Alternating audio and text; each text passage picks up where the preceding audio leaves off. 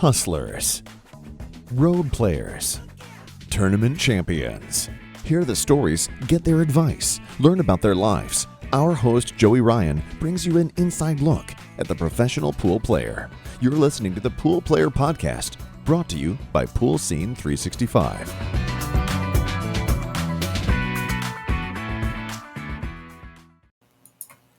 Hey you guys, it's Joey Ryan back for another episode of Pool Player Podcast. I'm really excited to be with you today.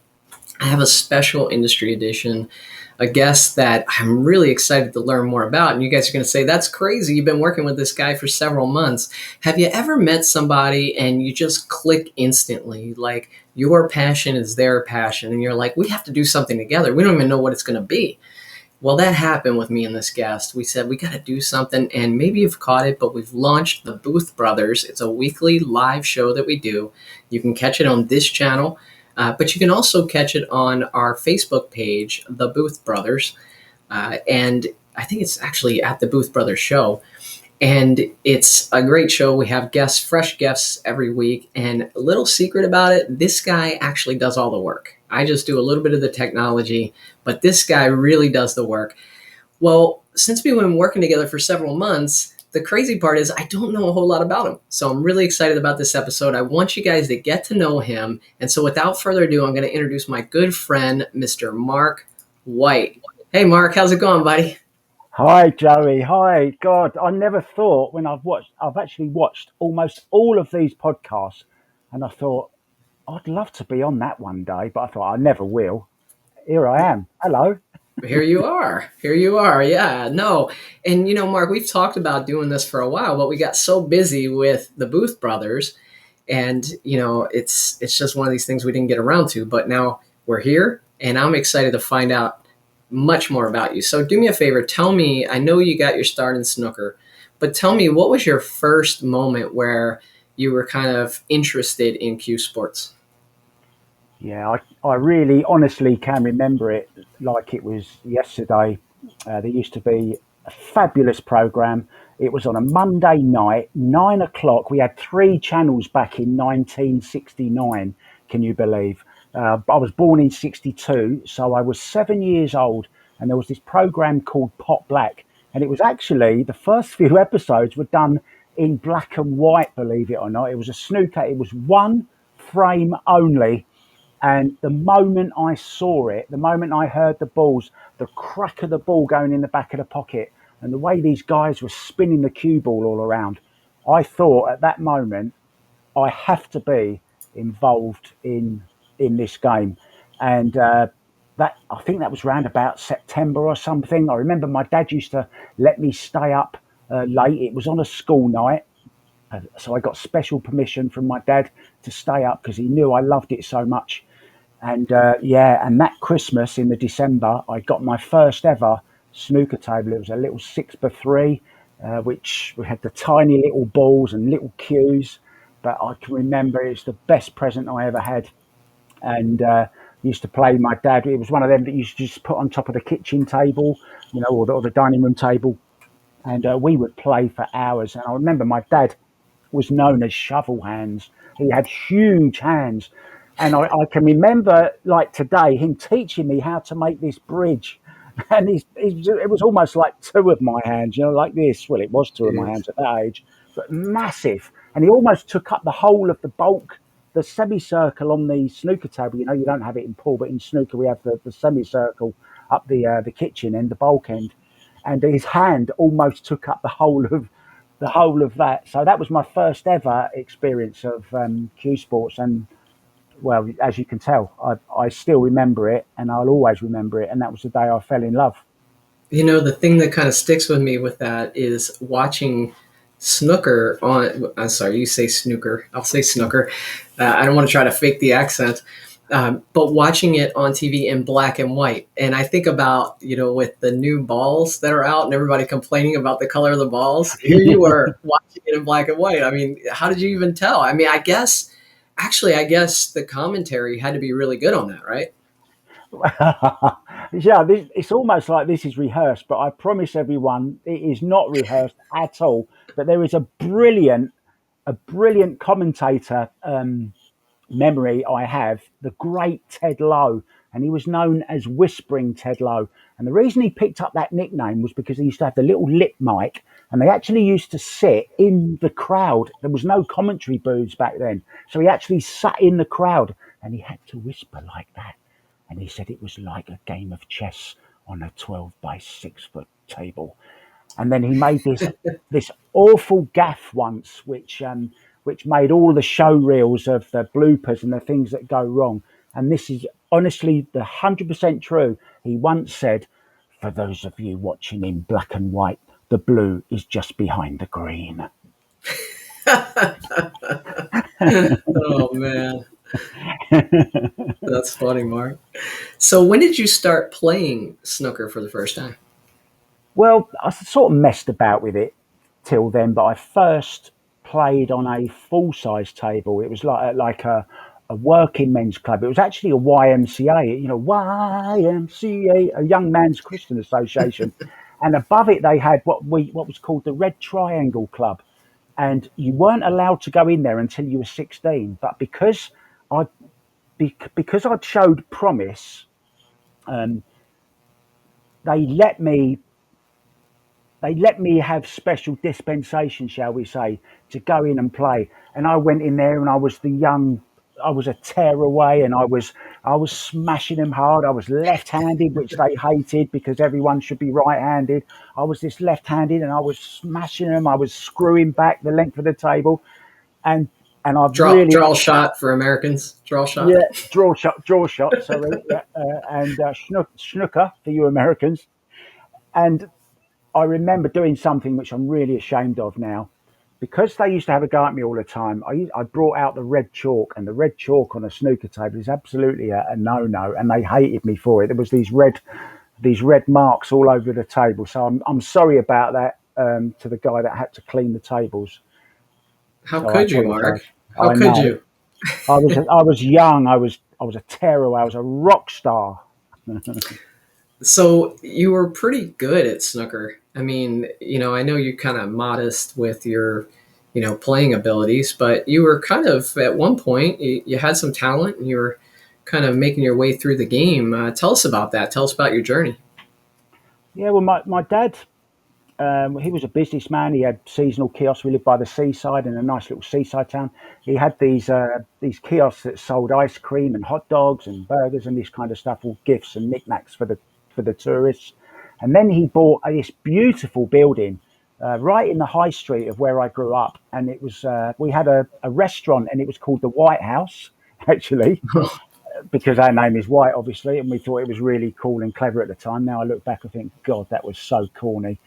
But then above it, and I've actually just found out in the last couple of days that building where my father put a full size snooker table, he really did it for me. But he said he was opening a snooker club for the locals. But I knew he did it for me. So at the age of about 15, I had this full size snooker table, which I basically played on every single moment I could. And I used to do the lineup. It was like a drill. It's a well-known lineup where you put all the reds down the center of the table, and basically you try and clear them and make a century. And I can remember my first ever century doing that, not a proper century, but a century in a drill.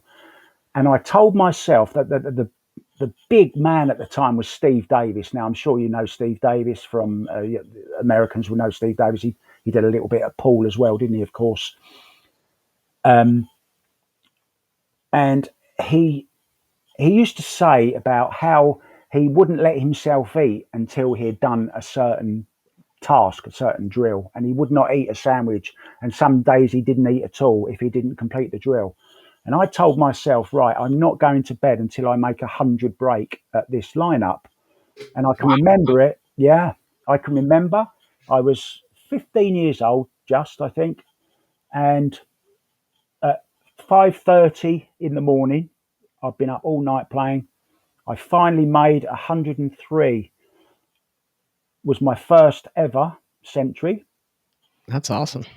And yeah, and straight after it, I couldn't sleep. I was buzzing. I'd made a century. I was going to be champion of the world. I'd made it. And back then, it was a big thing to make a century at 12, 13, 14, 15 years old. Now you've got 8, 9, 10-year-olds making maximums. Do you But really? yeah, absolutely. Yeah. There's an 11-year-old who's just made his third century. I think he's had 2 in a row, believe it or not. It's a guy from Northern England somewhere. I forget his name now. So, yeah, and I can remember making that, and the sun was shining, and I walked along the promenade, the boardwalk, as you would call it. And I actually made out that I was a world champion, and I was asking myself questions and replying to it like I was world champion in 1980, whenever it would have been, when I was about 18 or something. So that was the start of your interview days. Yes, that's when it all started. That's when the love of snooker started, and that's when I really loved. And I still do, as you know. I love microphones, and I love talking, and I love asking questions. Were you an easy interview for yourself, or were you kind of challenging? I wouldn't give up too easy. They had to really push me for the answers. Dig down in there, ask some good questions. Yeah, no, it's funny because for folks that don't interview people, and I'm self-taught, and I remember, having folks like Alex Pagulayan on the show and others, and I would just ask them a yes or no question and not extract, anything, and it was like an instant mistake, and it cost me, and I had to learn the hard way. But yeah, that's really cool. And I have a similar kind of story, not from like imagining winning the world title and getting interviewed, but the first part of that, like not eating until you run out or whatever it is. Like for me, it would be I would not leave the basement until I did whatever my goal was. My dad had a table in the basement, obviously not snooker, but pool. And I would play like an imaginary match against Efren Reyes or Earl Strickland. And for me, it would be, I can't go up until I break and run 5 or I beat the ghost or whatever it was. And I can't tell you how many nights I stayed in the basement until like 4 or 5 o'clock in the morning because I just wouldn't give up, But the thing that I've always found about pool, and I'm sure it's similar with snooker, through some of my darkest times, I dealt with cancer when I was 28. I've dealt with some deep stuff, and Wow. there was only one thing that I really found, other than my faith in God, to get me through, and that's hitting pool balls. It allowed me to really process difficult situations, and it was something about hitting balls for 3 or 4 hours, and then it was like things kind of made sense to me. You ever have that feeling?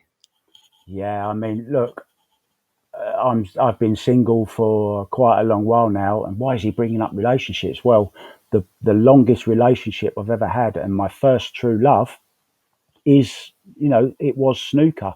Okay, I've been a little bit unfaithful in recent years, and now I've got a mistress, and she's called Paul or Karen. I anything with a Q, billiards. I just There's just something, and you and all pool players can. I mean, I'm not saying I'm a good pool player because I'm not. I'm an average. I guess as a Fargo, I'd be. People have told me I'm around about a 500, maybe 550, something like that, as a pool table. I don't know about my Fargo rating, but I actually that is an ambition of mine to get a Fargo rate. I'm probably about a 500. I think you're stalling there, Mark. I think you're trying to get some action when you come to the States. I don't know. Well, that's something for a bit later. I mean, I really, really do. I've always believed that America is the home of pool. It's where it began, and I always like to go to. It's the mecca of pool, and that's where I want to go. Well, let me ask you this: you want to come here? We want to bring you here. We want you to come over here and kind of experience, American pool. But before that, like you've been a lot of places throughout the world, right? You've been to Asia, you've been all over Europe. Tell us about some of your travels and kind of what you got into there with pool. Yeah, my first visit to Asia was way back in 1989. Believe it or not, I went to Thailand. I was actually on my way to Australia, and a friend I was traveling with lost his passport in Thailand, and it took him 3 months to get another one. This was back in the days before the internet, and proper internet anyway, and everything being done digitally and online. So it took a long while. And whenever I go away, the first thing I do is I listen for that click of balls. I'm drawn to it. You know, a lot of people might be drawn to the sounds of a karaoke, which I also love as well, by the way. I'm not saying I don't love karaoke, but you know, they get drawn by the, I don't know, or The waves at the the girl, beach. yeah, the waves, the girls beckon, the you know, the nightclubs, the loud music. For me, it's always been the click of balls. I can't explain it. It's just I cannot settle. I won't even. I'll literally dump my bags in the hotel or hostel wherever I'm staying. Let dump my bags and I'll just walk and walk and walk. And if I don't get to ask somebody where it is, I'll hear it before, you know, and I'll just gravitate towards that sound and I'll just start playing. And sometimes I haven't gone back to my hotel for 2 or 3 days, you know, just keep playing because, you know, in Thailand, lots of snooker in Thailand, but also lots of pool as well. But I played a lot of snooker in Thailand. But then in subsequent visits there, of course, I've taken up pool because I can't play snooker anymore. It's just so difficult. I mean, have you ever played snooker? I did a little bit, Mark. So when I was in college, our university was pretty diverse. We had a lot of people from Asia and India and even Europe. And so we had a situation where there weren't a lot of pool players at my college, and so we had about 20 pool tables. But I played pool, and all these other kids were just pretty good, making a few shots here or there, and so I really didn't have many people that could challenge me. There was one guy; he's actually a pool hustler in Maryland. His name was Don Hudgens, good player. Don actually worked at the university that I went to. And so every once in a while, he'd sneak in the pool room and play some people. But the the Indian kids in there, they asked me to play snooker. And so I've said, well, hey, this is a new game. It seems interesting. Maybe I'll give it a try. And sure enough, I really enjoyed it. I really liked it. Now, it was a 10-foot table. I didn't even really understand. I hadn't seen it on TV or anything. And so I just thought 10-foot tables were what it was, And so I remember coming home and telling my dad, hey, I played snooker, and it was on a 10-foot table. It was really long. And he's like, long? He said they play on 12-foot tables over in England. I was like, really? And so, but it was a lot of fun and pretty interesting. And so it's like, I think, kind of like with anything, three cushion. I never thought it would be interesting to me because there's no pockets, and as you say, potting balls, I like to pot balls. I like to make balls. I didn't think it could be interesting until I watched it and really got into it and said, hey, that's pretty neat. And down at the Texas Open, they had a three cushion table at Skinny Bob's, and I was watching Sky and Billy and Joey Gray, and they were all playing on it and having a blast. And I was like, yeah, this could be something kind of cool. It could be something kind of interesting. So, yeah, I've played a little bit, but just enough to be dangerous. Yeah, there's also a great game we play in England. It still has the pockets. It's called billiards. It has Kelly Fisher actually has been world champion at it, and oh, you can make breaks of thousands. The longest break took about 2.5 weeks or something. I think they wedged the balls in the pocket and it died out. It just become boring. People turning up just to watch a guy tap two balls all day long. Literally, that's all it was. So that quickly died out. But billiards is a great game, and when you start to play snooker, I can hear now all the older guys telling me, if you want to be good at snooker, you've got to learn billiards. And I played it a little bit, and I didn't really get what they were talking about. It's not really about potting. You do pot one ball. You can pot any of them, but you have to go in offs and that. But it's billiards, in offs, and pot the red. But it wasn't until later that I appreciated and realised how much good that game had done me. So for anyone watching, play as many cue sports as you can, one pocket, 8 ball, 9 ball, 10 ball, play on 10-foot tables, play on small tables, bar boxes, just experience everything you can and, learn angles. And I'm going to be really controversial. I don't know whether we want to go into drills and that at the moment. But my big bit of advice I could give anyone is don't worry too much about mathematics and refractions and geometry and all this kind of thing. You know, cue sports are a game of feeling. You need to feel them. You need to experiment. No two tables play the same. I don't like diamond systems. Yes, they're okay to sort of teach you the basics, but you look at players like Efren Reyes and that, they just know. And the great snooker players, and the reason they make such great pool players as well, you know, likes of Melling and Appleton, they know how to escape because it's in us. It's almost like, you know, it's like the positional side for the Philippines. Like, our kicking abilities are great because it comes from snooker, you know, and learning them angles. So my best bit of advice for anyone is play as many different games as you can. Pick up a cue whenever you can and feel the game. Feel it. Don't dwell too much on the mathematics and the geometry side of it. I Enjoy love the. That's great advice, Mark. I love that. And after doing 3 dozen or so of interviews with professional players, one thing that I've found consistent in a lot of the interviews is they talk about just getting to that point. It's almost like Zen like. Like Phil Jackson from the Chicago Bulls talked about, the Zen, but it's almost like playing the game the way it's meant to be played, and not worried about outcomes, not worried about results, but are you playing? Because anything can happen. Look at the Matchroom events; they're great events, but like Mosconi Cup race to 5. I mean, anybody can win a race to 5, and so you can't really focus entirely on outcomes. You lose your first match 5-2, you might have played great. It's just some things happen there that didn't go your way, and I think that's a great piece of advice, right? Just kind of get out there and immerse yourself in it. If you're really excited about pool, get out there and just be a part of it and be in it, and don't overthink it. How many times you see players overthink things, like, well, I need this shaft with 11.8. No, I need a 12.5. No, I need this tip or that. Just play, right? You I know, think that's what you're getting at, right?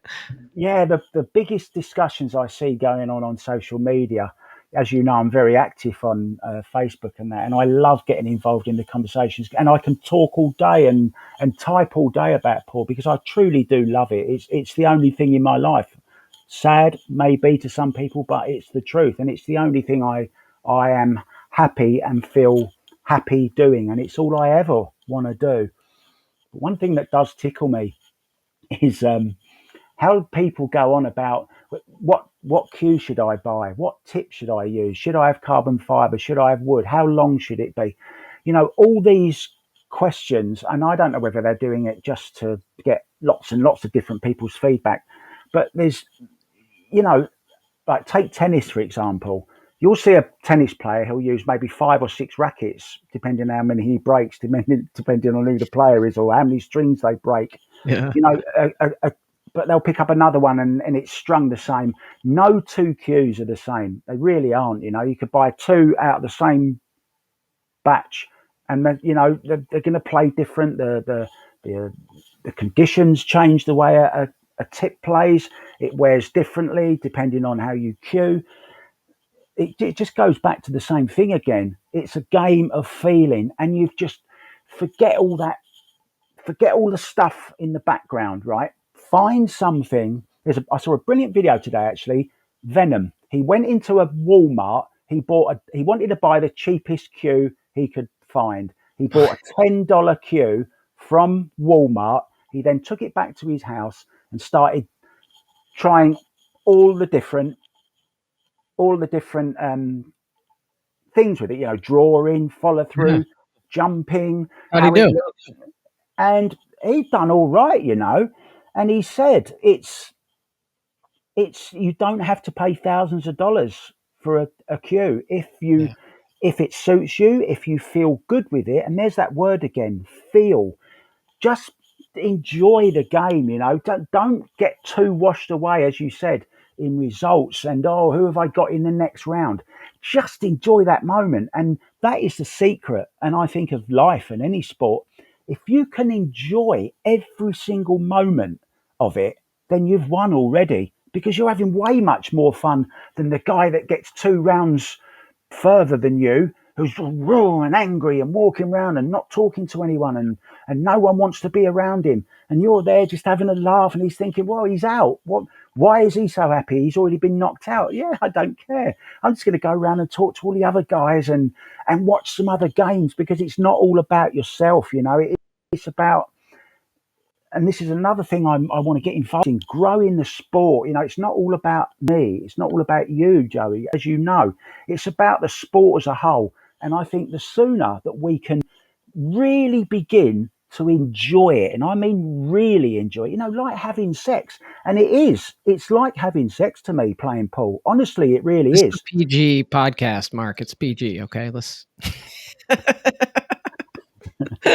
won't, I'm not going to Can- go any further let me with let me that. stop you. Let me stop you, because I think you hit on two things that might be kind of diametrically opposed to each other, right? Enjoying it and growing it, and basically the state of where the sport is right now. So, Yeah. one thing that you don't often get to witness here in the United States is just the amount of, if I were saying it in a good way, negotiating, and if I were saying it in a bad way, barking, that goes on in pool halls, whining, crying, all kinds of stuff.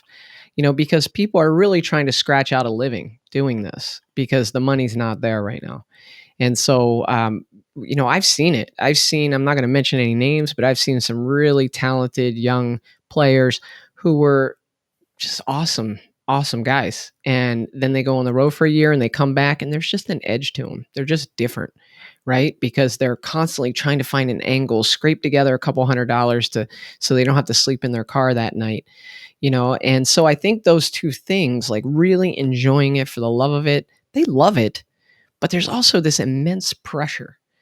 Take the big US Open coming up in Atlantic City. Well, that's great for the East Coast folks, but for the people out west, you're talking about a $400 plane ride. You're talking about however many nights in a hotel to compete against the best players in the world. So where's break even for them? Top 8, you know, maybe Yeah. top 12, somewhere in there is break even for them.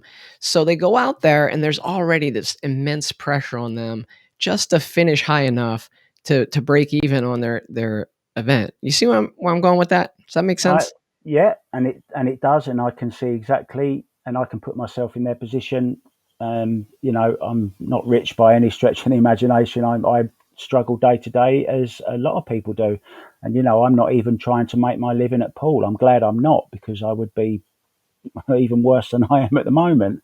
But one thing I can equate it to is one of my times in Thailand. The last time I went there in 2018, you know, I did a lot of charity work out there, and I was going around slums every single Friday, and we would make up food packages for them for the week, and we'd take them round. And the sights I've seen, these are people Doesn't that really, surprise me about you, Mark. yeah, but these are people that really have nothing. I Yeah. mean, nothing. They depend on us going round. But and it breaks my heart now to think back. Uh, I can actually remember the first time I did it. I didn't want to do it, because I knew I'm quite a sensitive person, believe it or not. And the sights I've seen and the way people live, it's kind of nothing else really. What missing a ball on a pool table, snooker table.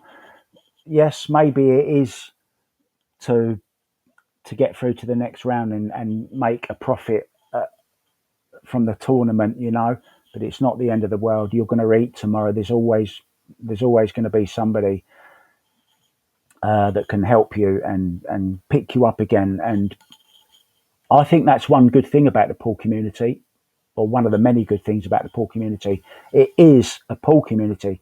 It doesn't matter where you go in the world. If you play pool and you see another pool player, they are instantly on the same wavelength. They know the struggle. They know how difficult it is. They know what I go through. I know what they go through on a Yeah. daily basis. And isn't that what keeps us coming back to the game? It's that one beautiful long draw shot, the whole length of the table, that we draw back off the 9 ball, and it brings us all the way back, and we're perfect on the 10, and we just get down and we stroke that 10 in. And then the next game, you're dogging and missing everything, but we still keep going back and thinking about that brilliant draw shot we did, and that's what that it only takes that one thing to keep us coming back for It's I more. tell you, it's uncanny, right? It's like some days you show up and you feel great and you practice great and you play, and then other days you show up and it's like you can't make a ball in practice and you just get on a roll and you buzz right through the tournament. But yeah, I agree. The pool community is wonderful. It's gotten a bad rap, right? There's a ton.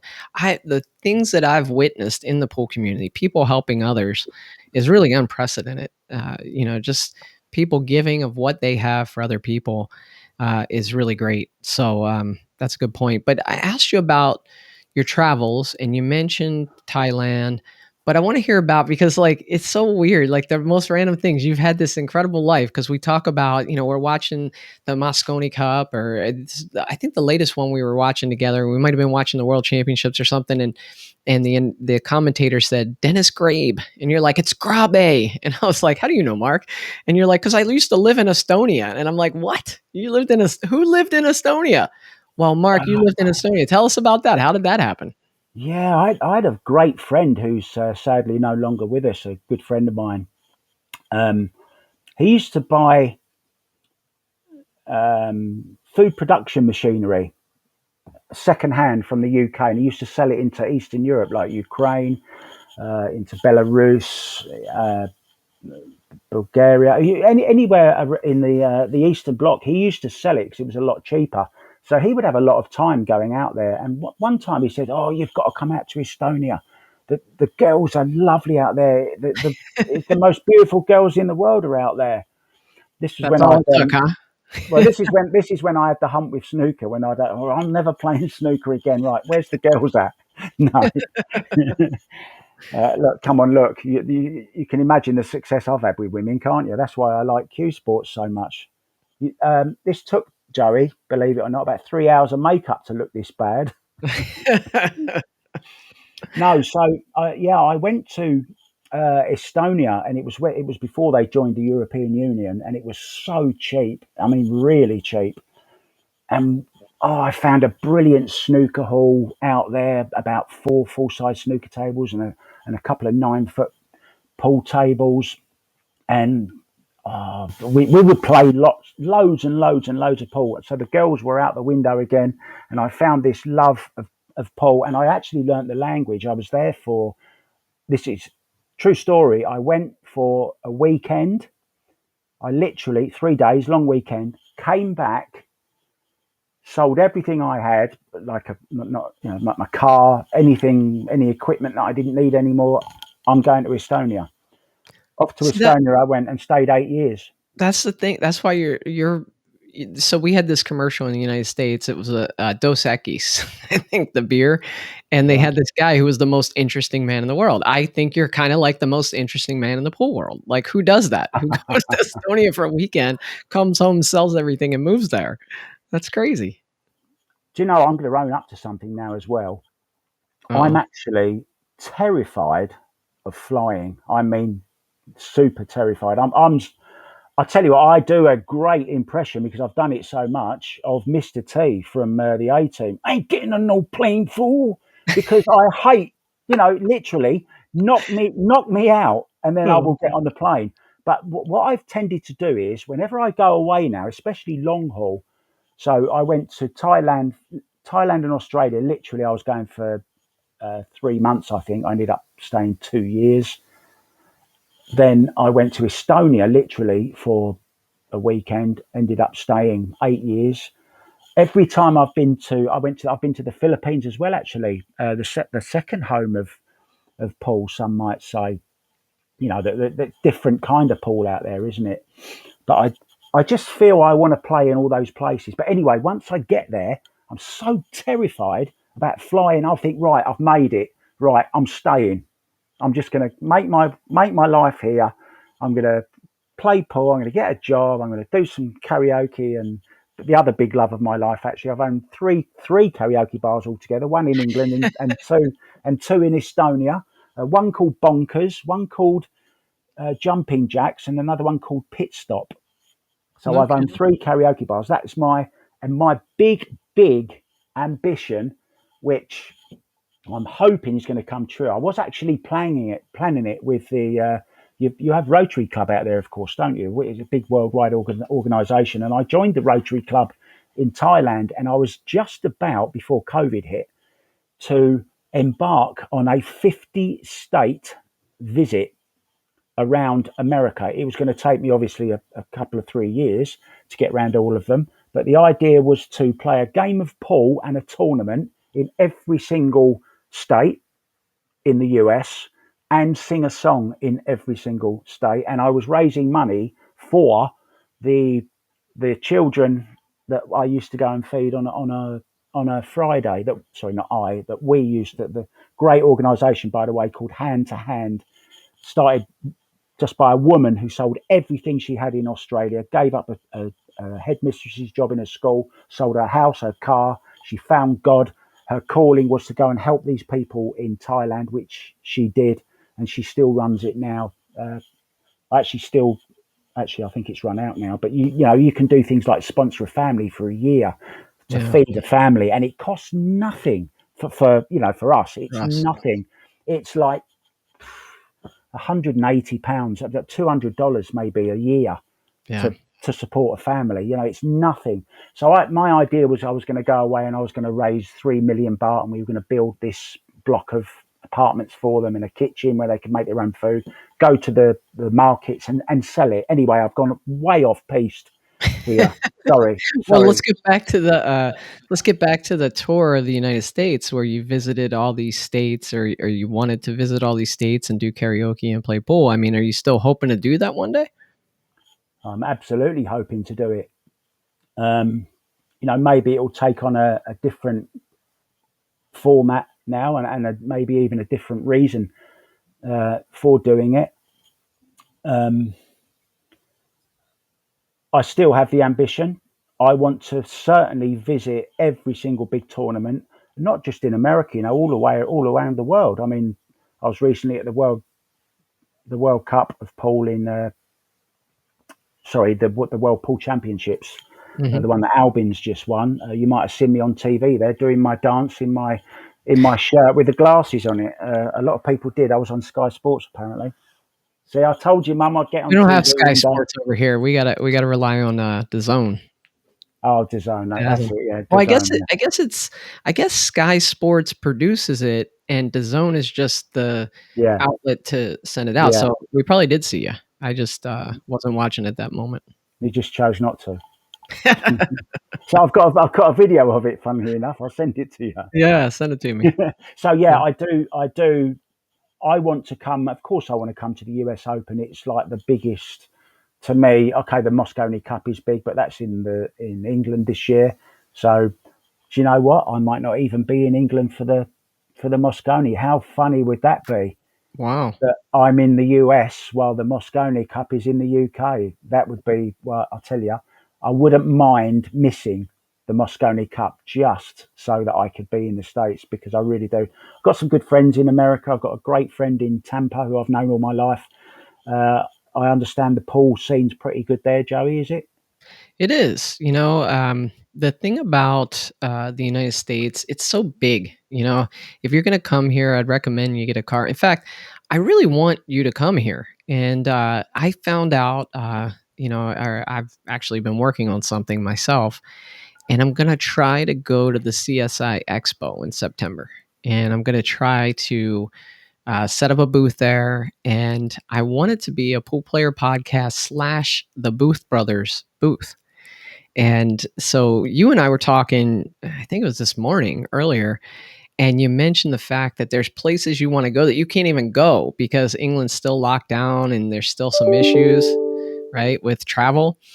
And so I was talking with my buddy Melina Mike, who's also going to be out in Las Vegas for that. And we decided, we decided to come up with a catchy little phrase, and it's called freemarkwhite, #freemarkwhite. And we want you to come to Las Vegas with us. And there's a PayPal there, and I stole that from you. That's your PayPal. And so what I'd Where like did you get that? You sent it to me a long time. I think I owed you money. I don't know. But what I want people to do And think of this, if you watch the Booth Brothers and you watch Mark and I and Melina Mike, and we all work together on that. Mark's the brainchild behind that. He provides all the content for that, and Melina and I just show up. I do the technology, and Melina just adds his insider information, and it's great. But we're trying to go out to the CSI Expo. There's the Diamond Las Vegas, I think it's a 10-ball event. There's Handball, yeah. Predator Pro World 10-ball, Predator World 10-ball Championship, and then there's all the BCAPL championships out there. And we're trying to set up a booth out there, and we're trying to give you guys a morning, hey, here's what's to come, an afternoon, like here's what happened, and grab players as they're walking by and get them to come in the booth and interview them and talk to them. And Mark will ask them what they like on their pizza. It'll be great. So, but we need to get Mark White over here. So if you guys are up for it, then go ahead and shoot out a little donation. There's 2,700 subscribers, over 2,700 subscribers to this YouTube channel. So if everybody gives a couple dollars here, we can get Mark White over here, get his airfare and his hotel covered. And for that, you'll get a ton of great new content. So you didn't know that was coming, Mark, but surprise. No. Oh, my God. Look, and one thing I can promise is, I mean, Joey, no one knows how we even met, do they? We met actually commentating, didn't we? Yeah, let's tell him. I mean, Chad Shoulders, I was friends with a guy called Chad Shoulders from Havoc, of course, who I've become good friends with. Got so many good friends that I still haven't met, and you're one of them. And we met by accident. I've never actually asked you. Can I ask? I know this is your podcast, but I'd like to ask you a question. What went through your mind when Chad Shoulders, and it was Mike DeMarco, wasn't it, from Ship the Cash, when he said to you, "I've got this guy that we want to match you up with. He's going to do a little bit of commentary from England." What? I actually never asked you this. I'm honest truth. I was like, why are we going to bring in somebody from England? What do we need him for? We already got, I was already there in person. Mike DeMarco with Ship the Cash does a great job with his commentating and his streaming. Yeah. And I was like, but if you know Chad Shoulders is always like, ideas. What if we do this? What if we have Jeremy Jones call in? What if we have this? And he was like, what if we have Mark White? And you're going to love Mark White. And I'm like, okay. I've had a lot of people tell me I was going to love somebody, and I didn't actually love them. So let's see what happens. And sure enough, he said, yeah, check out this Mark White. And Mark, I got to tell you, within a rack or two, I just knew. Within a rack or two. And it wasn't just like, because we didn't really know each other, but it was just the way, there's a certain modesty that comes with commentating. I have a good friend of mine who's a commentator, really good commentator. And he told me about another person who's pretty prominent in billiards out here that he commentated with. And I said, oh, how was that? Thinking, oh, it was going to be great. And he was like, actually not too good. And I was like, why? And he said, well, this other guy, he wanted to get his opinions out there. He wanted to, show everybody how much he knew. And it's just completely the opposite of when you and I worked together. There was just a modesty, a respect. If I had a differing opinion than you, it was like we were both considering each other's options. And I think that's what the fans want, right? They don't want one person's like, no, I'm right, you're wrong. They want people that have knowledge, but there's also more than one way to skin a cat, so to speak. And so that's the kind of thing I was left with when you and I worked together, is it was just this mutual respect between us. And if you haven't seen the stream, go back and watch on Havoc Productions. Mike DeMarco, Ship the Cash, put that on. And it was Danny Olson versus Chris Robinson. Chris will probably kill us because he didn't play too well in that one, which, by the way, he's now Chris Reinhold. Why has he changed his name? Or is that for another time? I'm not sure. I think it was a situation where he was raised by his stepdad, and I think he's changed his name out of honor of that, which I think is great, But yeah, anyway, when we commentated on that, it was awesome. And that's how we met. And believe it or not, out of that was born the Booth Brothers and some other stuff that we have in our minds that we're planning to do, like go out. Oh, I remind you, like free Mark White, so we can go out to the CSI Expo and do some interviews, commentating.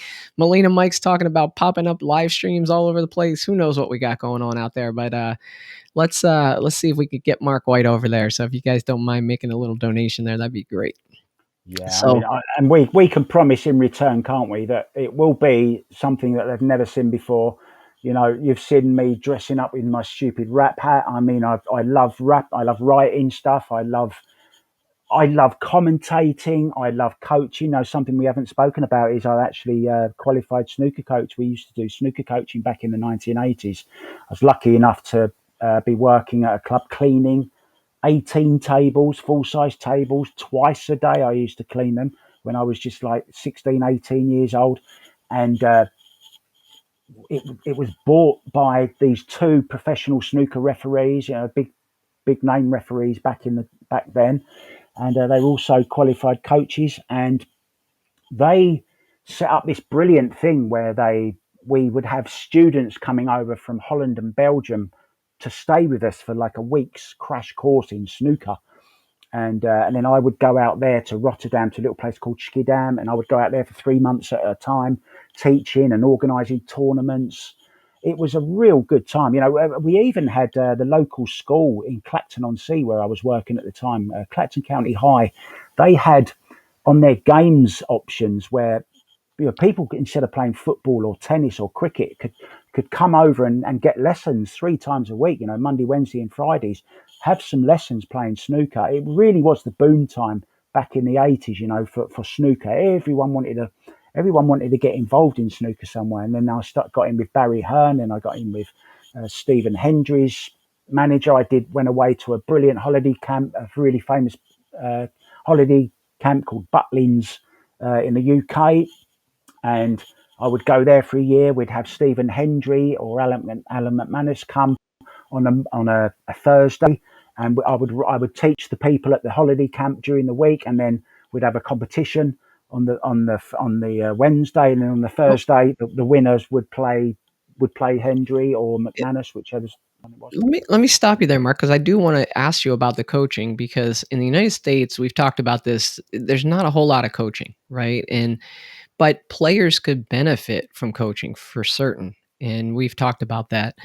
But during the pandemic, I know that you've worked with a number of different players on form and technique, even virtually, which I think is cool. Yeah. But if you come to the United States, when you come to the United States, I know you do have some aspirations for coaching and kind of helping people with their game. So, t- in your opinion, what is the most important part of having a personal coach?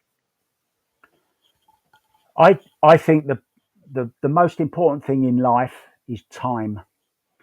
Okay, it's the one thing you can't buy. You can never get it back. I have 51 years of experience of watching, of listening, of playing, of doing things wrong, doing things right. The amount of coaches that I've interacted with over the years, the amount of players that I've seen up close and personal, you know, from doing exhibitions with different players like Jimmy White, Tony Mio, Tony Knowles, names that you probably don't know, but really big names back in the 80s, you know, for snooker. And these are all the guys, you know, these are the guys that Mark Selby, Neil Robertson, John Higgins, all the big players today. These are the players that they followed, and that, you know, Steve Davis really changed snooker. He really did. He made it from a smoky game played by people gambling and drinking heavily and swearing and hitting tournament. All these things have happened that I'm telling you now. You know, people like Alex Higgins and that. Don't get me wrong, Alex Higgins, absolute genius. He used to hate the establishment, but that's Davis came along and changed it. And I think that's what can happen for Paul as well, in a way. But one thing I hope we don't get away from with Paul, and one of the big reasons I changed from snooker to Paul, not just because I couldn't play snooker anymore because the table was too big. Another big reason was I wanted to have some fun. You know, I was fed up with it all silence and no music and no one drinking. I want to have some fun when I'm playing. So I hope that Paul can find a balance. I think there's a danger now of Paul going too far the snooker way, if that makes sense. You know, Does people complaining about, someone opened a suite candy as I, like tore the edge off a Twinkie and I heard it, and it made me miss a ball. And all these, people wearing headphones, and because they don't want to hear the noise around. And I just think pool still needs to keep that fun side to it, but it also needs that professionalism. Now, going back to my point about coaching, I think the big thing that Europeans now are bringing over to, or bringing to everywhere in the world, you watch now, so many players are more interested in honing their technicals, their fundamentals. You've got people like Joey Gray now going around doing some great stuff with the youngsters, and I'm sure there's lots of other people doing it. I know Chris Robinson does a lot for the youngsters as well. And I want to get involved in that, because I think, you asked me why players should have a coach, because you always need snooker or any cue sport is a lonely sport. It's a lonely game. It's not like, you've got a team of players around you. Unless you're playing Scotch doubles, you're on your own. And when you're out on that table, you've only got yourself. You need somebody in your corner, so to speak. Okay, they can't help you when you're actually at the table, but it's somebody you can go. We've seen it with Pia Filler and Joshua. I've seen it up close and personal. When he's going through bad times, he looks up to her, and she's miming to him, and in between breaks, she'll come and she'll pep him up again.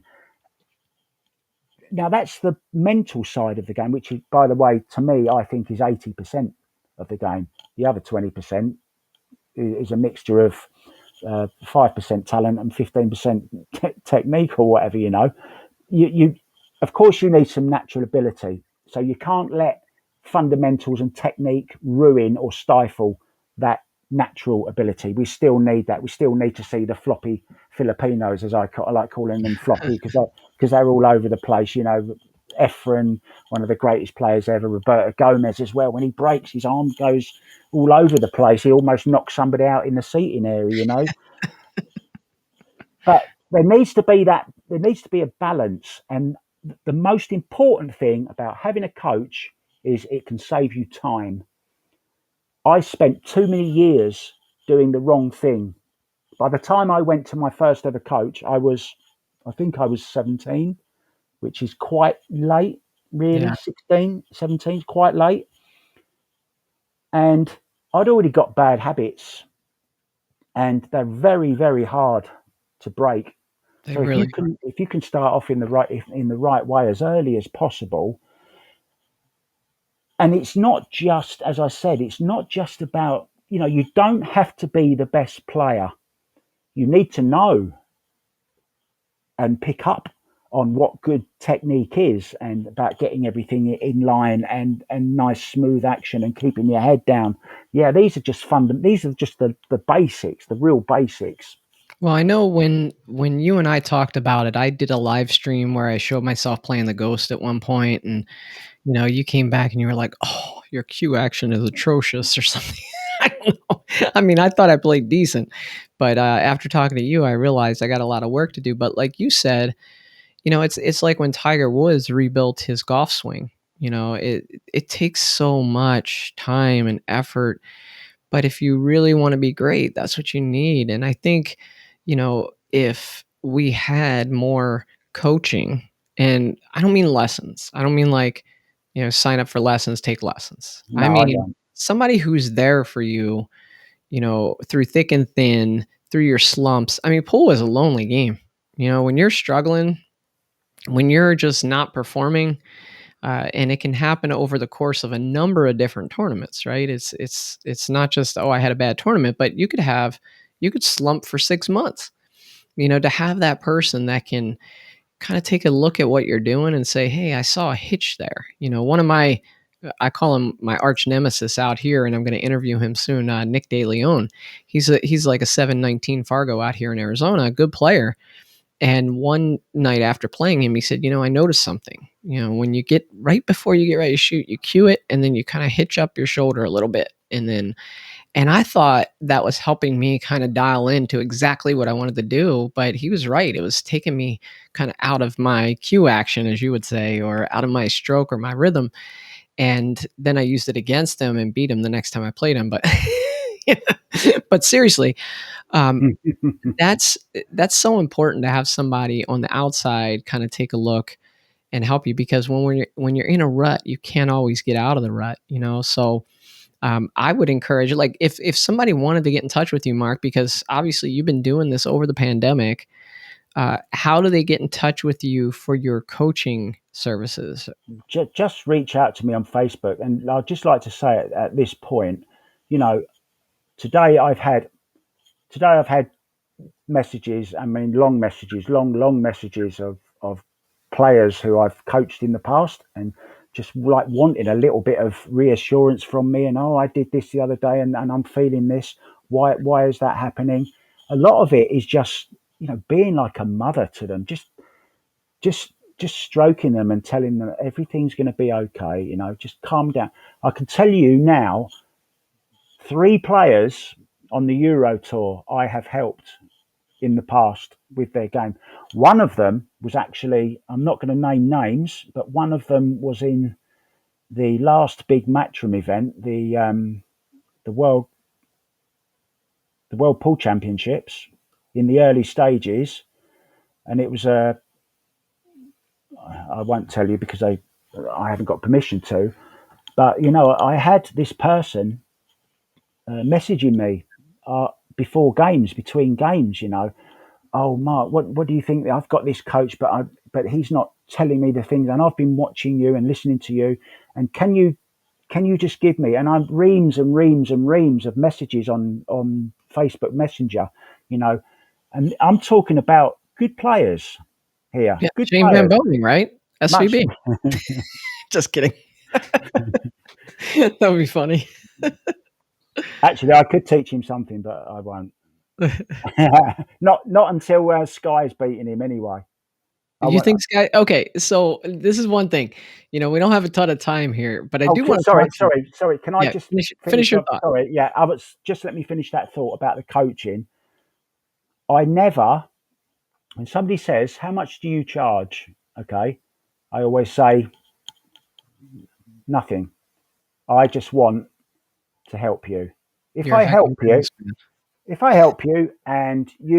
and you think that if I improve your results and you start winning some money, there's my PayPal address. Can you put it up again, please? there's, no, I'm joking. There's my PayPal address. Give me what you think. I'll just tell you one thing. There was a guy I was helping, a French man living in the Philippines, right? I was helping him with his game. I took his game from an average of 4.1 to 8.4 points per rack. This is on a virtual pool, playing virtual. Mhm. I took him to that level in 3 weeks. Wow. Okay. Yeah. He slipped back, of course, but now he's on the up again. He still messages me today. He's still playing. He's still improving. He said, I want to pay you. How much? I said, I don't want anything. I'm so happy that you're winning. He said, give me your PayPal. So in the end, I gave him my PayPal, expecting, I don't know, €20, maybe $50, right?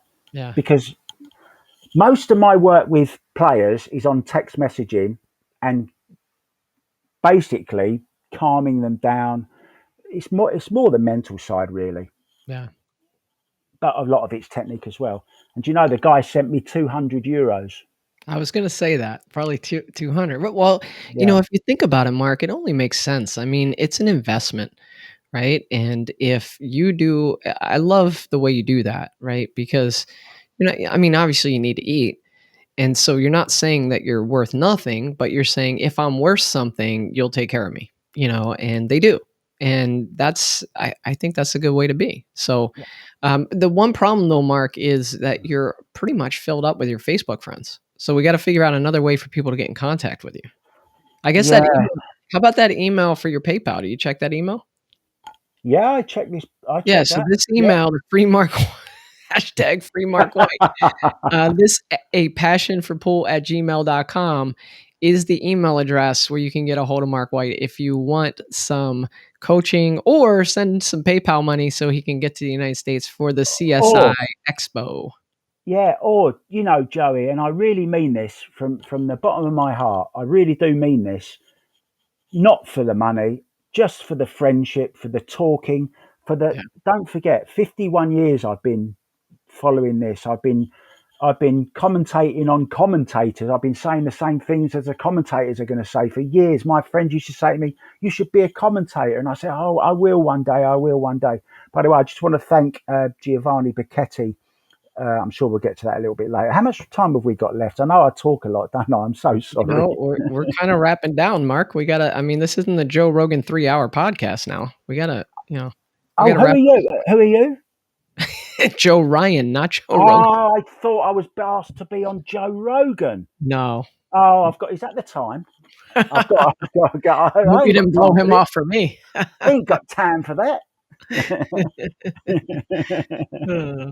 Is no, there but anything else you want to ask me? Go on. yeah, let's talk about the commentating and address that because now what we've seen over the pandemic is really this ability for people. Like a lot of streamers have gotten really good with learning how to use the technology and bring in people. Like you and I witnessed it firsthand with Mike DeMarco from Ship the Cash. He was able to bring you and I in together. You were on a Zoom call. I was on a Zoom call. We had the cameras Incredible. from, I think it was Ken Feldman or Feltman, yeah. Feltman. Kenneth Feltman, yeah. Yeah, and so like we had access to an internet stream of the table where we saw the cameras, and then Mike was bringing us in on a Zoom call, and we were commentating together. So there's just a ton of opportunity now, I think, for commentating, and there's nothing that's better for a stream. Everybody's got an HD camera now, right? Everybody can do 1080p, whatever Yeah. Facebook and YouTube can handle, the cameras can handle. So everybody's got that. The difference is the professional commentating, right? And you bring a certain level of commentating to a live stream. And, I think that's something that people really need to take advantage of, especially now in the time of Zoom and the time of phone calls or whatever to get you in on that. So, I mean, is that something you're interested in doing more of? Oh, absolutely. I mean, that was my first love was commentating. And you mentioned something earlier on about some commentators out there who they want to make out how good they are. I want everyone to know how good the player is. I want to get across that feeling that's going through that player's mind when he's playing that unbelievable draw shot or the terrific run round three rails with tons of outside English. You know, I want I want the audience to know. I don't want to predict every shot that they're going to play. I'm not going to get it all right, and I don't care. I don't want to be right. I want whatever shot the player plays at the time. That is the right shot because that is what they're comfortable playing. Okay, if I can bring a little bit of comedy to that, brilliant, and explain what they did after the fact. I don't want to predict. I don't want to spend all. One of my biggest hates, and it really does make me angry, is when you get a player talking over another player's shot, or over the player's shot. I want to hear. I want to hear that beautiful sound of that tip striking the cue ball. And I want to hear and feel all of it. I don't want to listen to the commentator telling me what he thinks the player's going to do. I don't care what he thinks the player's going to do. I want to know what the player's doing. I want to hear it.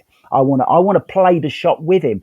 And you cannot play a shot by talking at the same time as well. And they're missing so much by talking Well, over. you and I have been on, like, we've been an audience to commentators before, and it's like because we have that commentator vibe together. We're like, wow, do you hear those guys? It's like they're arguing about what shot. No, I'd shoot the three ball and come one rail. No, I'd go two rails with inside. And it's like, that doesn't help really. I No, mean, yeah, there's two ways to shoot a shot. Don't argue about it. Let's let it be about the player. Let's call what happens absolutely. and let's The player. add some color to it, right? And that's the thing I find with you that you've brought to the table in the ones that you've done is you have this nice mix of knowledge for the game, but also, and people hear you when you're just talking right now, the passion, right? The cue ball goes 3 rails and it's heading for the scratch, and you're like, look at the cue ball! Oh no! Oh Yeah, no! Jay Garrison, a big Dead guy, punch. and big, deadpunchpool. Yeah. Good guy, and he helped me, and he saw a thing in me where he liked my commentary, and he made up this little montage of I was commentating on the One Pool Women's Cup. And, I had all the big players in: Kelly Fisher, Yasmin Ocean, Margaret Fefilova, Monica Webb, Jennifer Beretta. Had all the big names in, right?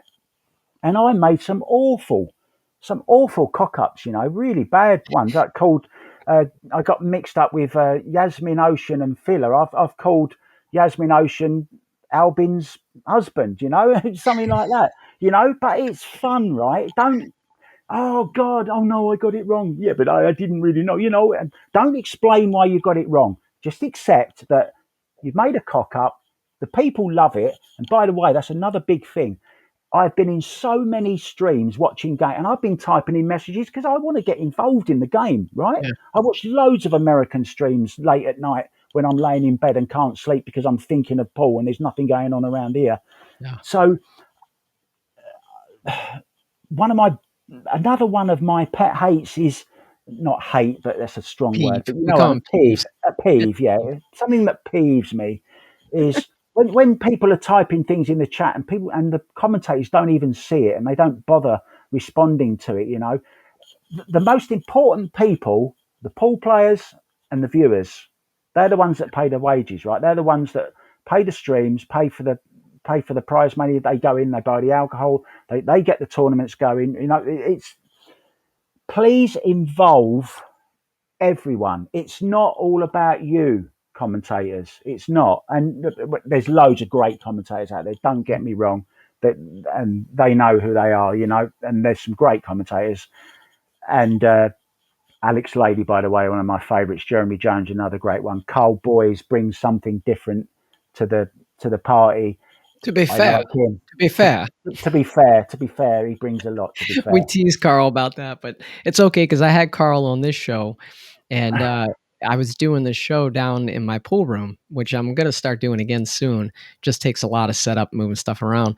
But there was a 2-ball. I don't know if you saw it, and he challenged me to make this 2-ball, and I shot it right into the rail. It was terrible. So Carl, every once in a while, he'll send me a message on Facebook, and it'll say 2-ball. And I'm like, he's a lot of fun, yeah, but he does a great job. Yeah, I think if you look at, and it's funny because the styles, right? And this is what I was trying to say.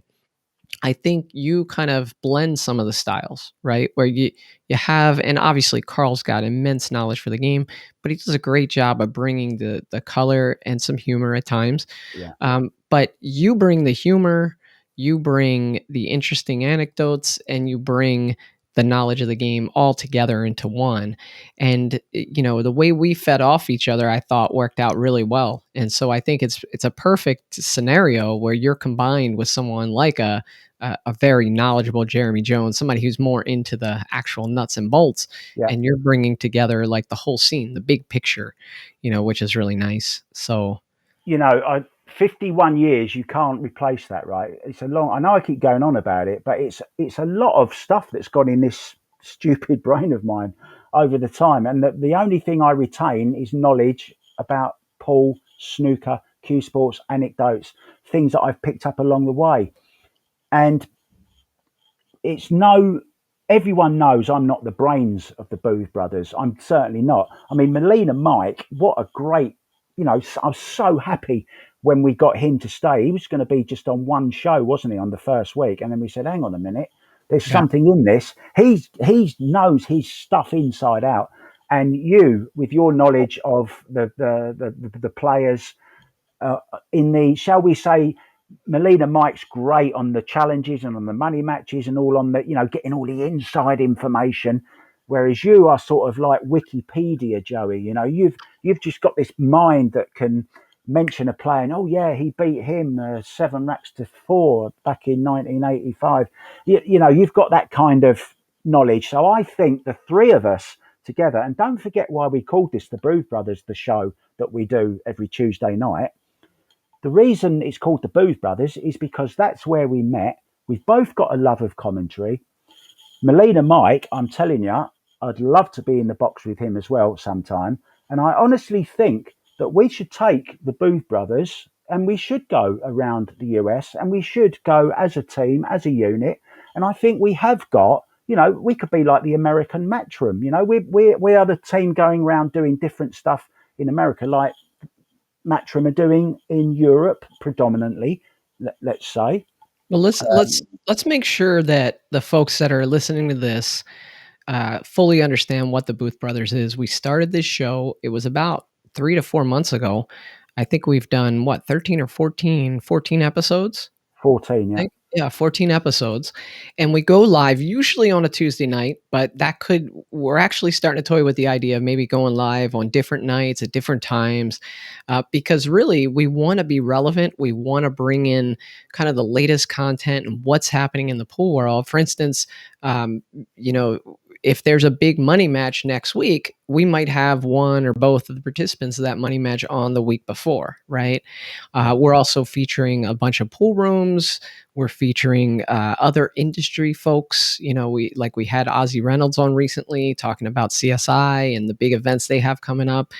And so we just try to keep it as a live, fun show where it's relevant. Mark White brings the rap songs. He dresses up as his two-piece Q character. I've got it with me, look. And here we go. It's bling. I wondered if you might mention it. Yeah, there we go. This is, and there's the bling. I won't put the bling on, but there's my bling as well. Look, you see, it's actually a snooker bridge. It's actually a snooker bridge, and my name is Two Piece Q. Yeah, that's my rap name, and I write one for every guest that comes on, just to sort of to get them, to ease them into it, make them feel comfortable, and I enjoy writing, And Joey is the poor guy that has to. Yeah, and so I handle the technology. Mark does the entire show, and Melina Mike, we kind of brief him ahead of time, and he comes prepared to talk about the money matches and other things, and he always has great insights. And we do it in the same software that we're using today, and so I can bring up like a chat overlay, and we do that often. So you see on this right-hand side of the screen now, this area for the chat. What we try to do is we try to incorporate your comments into the show. So stay tuned for that. And we'd love to have you guys join us on the Booth Brothers to check out what we're doing there. We're going to be doing a lot of stuff. And again, we're trying to get Mark White to come to the CSI Expo, free Mark White. So if you guys have a donation, we get him over to the States. You're going to love the content. We're going to be out and about mingling with everybody at the big CSI Expo event. And we're going to be telling them all about the day's action, what's to come, what already happened, interviewing some of the top pros.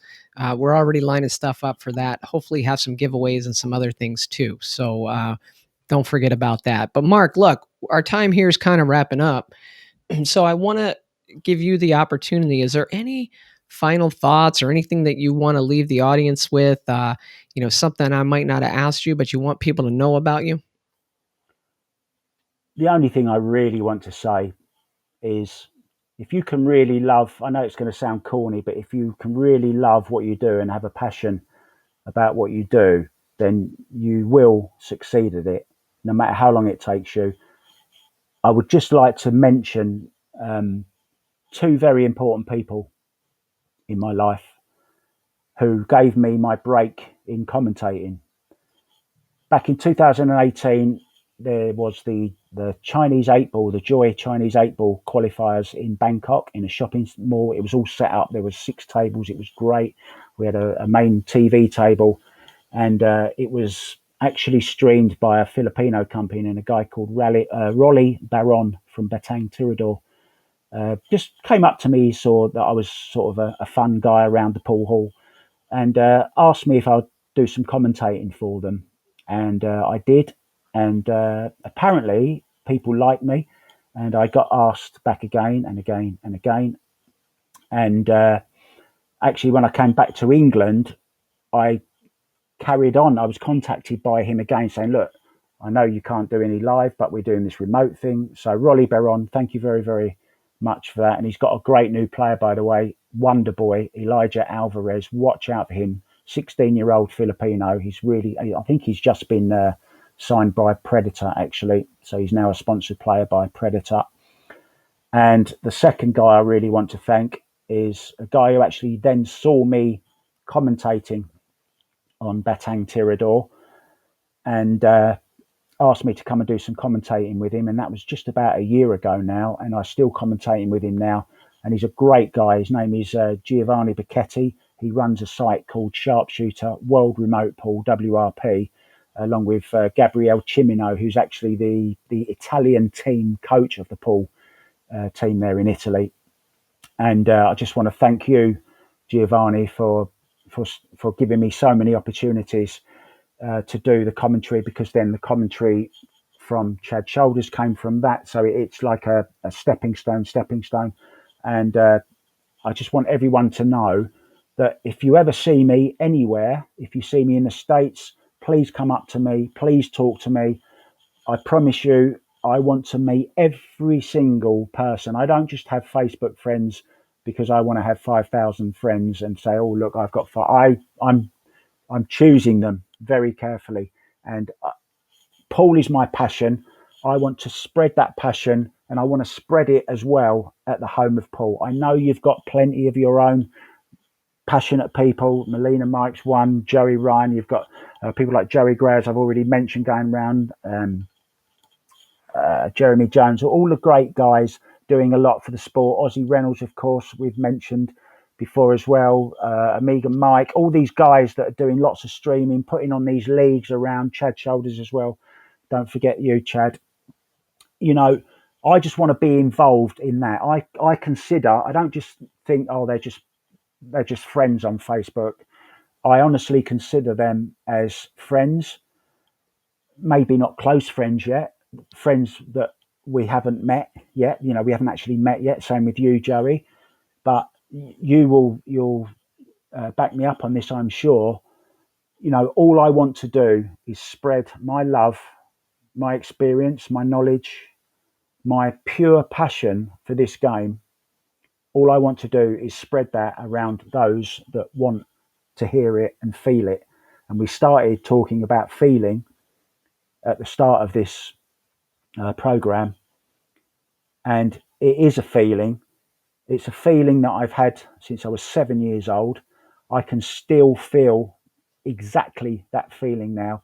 I still hear that same sound when I hear balls click, and I still see that passion and that determination in players when I'm watching them on stream and I'm commentating on them. And I've learned so much more when I'm commentating as well.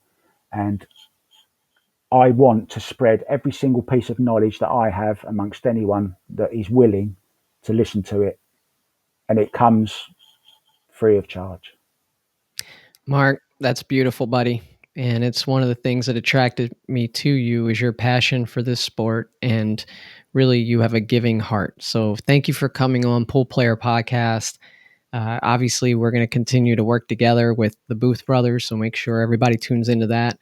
But thanks so much, Mark. And I look forward to seeing you on the next Booth Brothers. Thanks for having me. Thank you so much for watching, everyone. I really, really do appreciate it. And I pinch myself, you know, that I'm so lucky to have this. I'm looking at some of the names that you've had on your podcast, and thank you very much, Joey. I think you are number one in the industry, and I'm really, really privileged. Not just saying that as a friend, as on a professional level, you're just fantastic at what you do. You certainly made me feel at ease. Thank you so much. Thanks, Mark. See ya. All right, so that was Mark White. And I think you guys can see just how passionate he is. He gets talking and he's like into it. And he's, I just want to tell you I love when this happens, when I'm commentating or when that happens. And really, that's what you get with Mark White. He wears his heart on his sleeve. You know, we've done the Booth Brothers now for 3 to 4 months. We've had some great conversations. We've had some tense conversations, right? But the thing about Mark that I love is he loves pool more than anyone, right? He is totally into it and he loves it. So, guys, do me a favor, check out Pool Player Podcast on Facebook and YouTube. Also, The Booth Brothers Show on Facebook, and that also comes on the Pool Player Podcast channel on YouTube. By the way, we are going to try to get to the CSI Expo. We're going to have a booth there. We're going to be talking to people. We'd love to get Mark White out there. So if you guys want to help out with that, feel free to hit up his PayPal, apassionforpool@gmail. It's going to make the event so much better because we're going to have more people there to interview people and talk to the pros and talk to folks. So do me a favor, hit that up. If you haven't already subscribe to the channel. Don't forget to like it and share it. Thanks, guys. Take care.